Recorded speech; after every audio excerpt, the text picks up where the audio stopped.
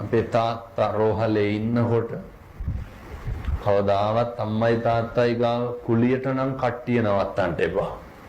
එහෙම නවත්තනවා හරියට. තාත්තා කිව්වා යන්න නැතුව චුට්ටක් කොහොම ඉන්න. අපිටත් මේක තමයි වෙන්නේ හොඳේ.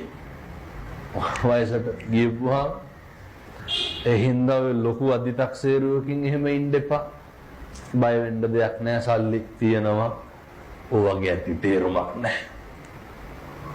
මම ටිකක් වෙලා හිටියා. දැන් දරුවෝ විවිධ කෑම බීම ජූස් වර්ග ගෙනල්ලා තියලා තාත්තගේ මූණත් තිඹලා ගියා. අර බලාගන්න එක්කෙනාගේ සාක්කුවේ තියෙනවා පවුඩර් බෙලෙක්කේ. ඒ මිනිස්සයා මොකද කරන්නේ? දරුවෝ ඇවිල්ලා බලනවා මේ පවුඩර් පවා ගාලා තියාගෙන ඉන්න එච්චර ආදරේ. අර යකා කරන්නේ දවසම පවුඩර් ගාන එක ලෙඩාගේ. එච්චර දරුවෝ මොකද්ද හිතන්නේ එතකොට? තාත්තට කතා කරගන්න බෑ. හැබැයි දරුවෝ එනකොට ඇස් වලින් කඳුළු වැටෙනවා. මොකක්ද මේ තියෙන්නේ? පින්නතුනි බඩගින්න. දරුවෝ ඇවිල්ලා ගිහිල්ලා විනාඩි 10කට විතර පස්සේ තව මිනිස්සෙක් ආවා. අනේ අර කණ්ඩගෙන ආපුව සේරම අරගෙන ගියා. තාත්තට දෙන්නේ නැහැ. ඇයි මේ වැසිකිළියන්න කුලී බලන මිනිස්සු කැමති දනුන්ගේ මල මුත්‍රා ආදී. ඉස්පිරිතාලෙන් දෙන කෑම එක ගන්නවා. ඒක තමයි තාත්තට කවන්නේ. දරුවෝ හිතන්නේ මොකක්ද? හොඳට පවුඩර් පවා ගාලා බලාගෙන ඉන්නේ.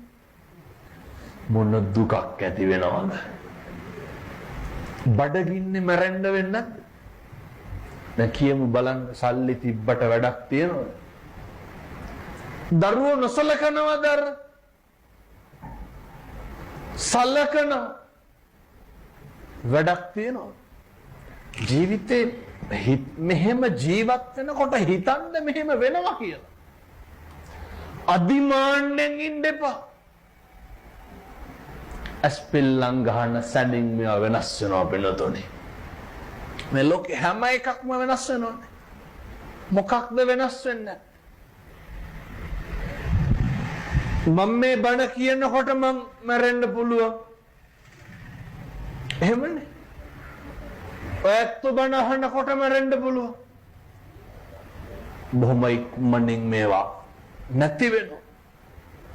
කිසි දෙයක් ගැන බුදුහාමුදුරුවෝ උගන්වන්නේ අර අත්තාහි අත්තනෝ නැති නේ. අපිට අපි නැති වෙනවනේ පින්නතුන්. මේ හැම තැනම නිතරම දේශනා කරනවා මේවා. බොහෝ මිනිස්සු හැදෙනවා. ජීවිතේ මේ දැන් මේ වතුර වීදුරුව පේනවනේ. මේක මට ගන්න බැරි වෙන දවසක් එන්නේ. දැකලා තියෙනව නේද? මේ වතුර වීදුරුව මට ගන්න බැරි වෙන දවසක් එනවා.